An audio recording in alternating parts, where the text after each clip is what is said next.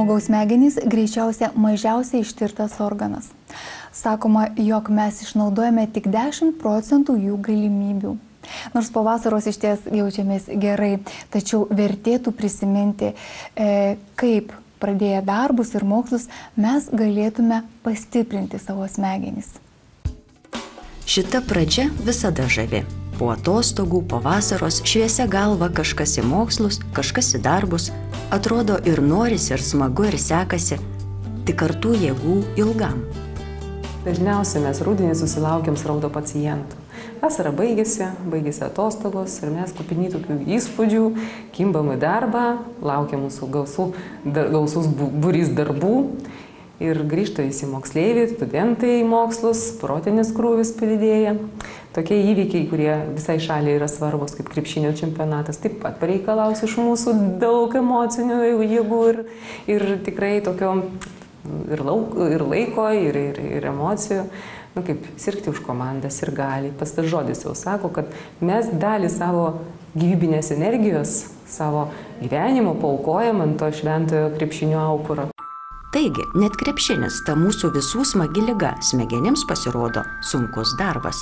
Sudėtingas neuronų tinklas kontroliuoja net jausmus, ką jau kalbėti apie judesius, atmintį ar protinę veiklą. O jei tie neuronai ima ir pavargsta? Dažniausiai iš jaunimo pusės mes sulaukiam priekaištų savo atminčiai. Nors pasiaiškinus iš tikrųjų būna ne taip. Tai kalta ne atmintis, o dėmesio koncentracijos sutrikimai. Būtent sunku greitai įsidėmėti kažką, sugauti tą mintį. Streso metu, pervargimo metu mūsų organizmas eikvoja daugiau medžiagų, kurių reikia būtinai smegenų veiklai. Ir tenka tas atsargas papildyti. Vienas iš tokių medikamentų, kuris mums padeda atstatyti mūsų jėgas, tai yra neurozanas. Neurozano kapsulės dažnai vadina protingomis kapsulėmis. Ten yra įdėtos reikalingos medžiagos tam tikrom dozėm, tam tikras sąstatas, kuris yra giliai apgalvotas ir subalansuotas, taip, kad galėtų palaikyti mūsų smegenų veiklą. Į neurozano kapsulės sudėtį įeina daugelis labai svarbių medžiagų. Tai yra ir fosfatidilserinas, fosfatidilcholinas. Šitos medžiagos labai svarbios yra ląstelių membranų palaikymui, membranų atsistatymui. Jų sumažėja su amžiumi, todėl labai svarbu ne tik jaunimui, bet ir vyresnio amžiaus žmonėms papildyti šitas atsargas. Taip pat į neurozano kapsulės įeina polinesočios riebiosios rūgštys omega-3, kurių irgi svarba labai seniai įrodyta organizmui. Taip pat amino rūgštys, nepakeičiamas amino rūgštys, be kurių tikrai negalėtų vykti mūsų smegenų veikla. Jos yra lipofilinės, tai reiškia, kad jos yra tirpios riebaluose.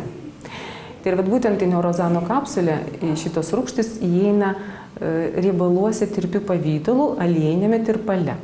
Tai yra labai svarbu įsisavinant. Dar norėčiau paminėti kofermentą Q10. Tai yra galingas antioksidantas, kuris padeda kovoti ląstelėms su stresu, oksidaciniu stresu, kuris veda į ląstelių žūtį. Kada jisai buvo atrastas prieš daugelį metų, kofermentas, kaip tik jo nevadino ir grožio vitaminų, ir jaunystės vitaminų. Jo svarba yra įrodyta tikrai. Moteris dažnai pamato tą pavadinimą visokių parfumerijos, ten kremų, užrašų. Nežinau, kiek jisai efektyvus naudojant išoriškai, tačiau geriant į vidų, iš vidaus jisai tikrai veikia ir tai yra įrodyta. Tai bet kofermentas Q10 taip pat įeina į neurozano sudėtį. Na ir vitaminai B grupės.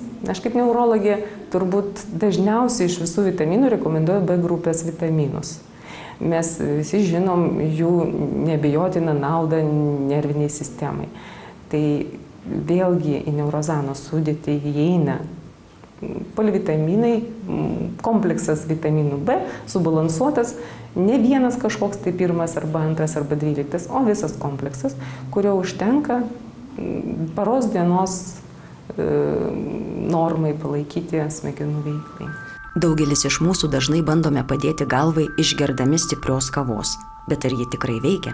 Tai gal padeda, bet labai trumpam laikui. Iš tikrųjų, tai kaip botagas, kuris stimuliuoja tam kartui, o po to ilgainiui piknaudžiaujant tokiais stimuliantais galima tiesiog sulaukti atvirkštinio efekto. Neurozaną dėl optimaliai subalansuotos sudėties ir ilgo veikimo specialistai vadina smegenų maistu. Jo poveikis smegenims įrodytas moksliniais tyrimais. Preparatas nereceptinis, vaistinėse prieinamas visiems.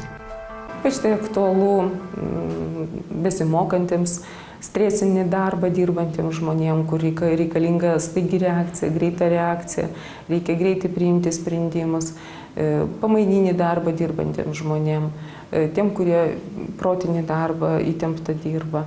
Ir taip pat vyresnio amžiaus žmonėms, kadangi yra įrodyta, jog su amžiumi sumažėja tam tikrų medžiagų kiekiai ir mes turim juos papildyti, atstatyti.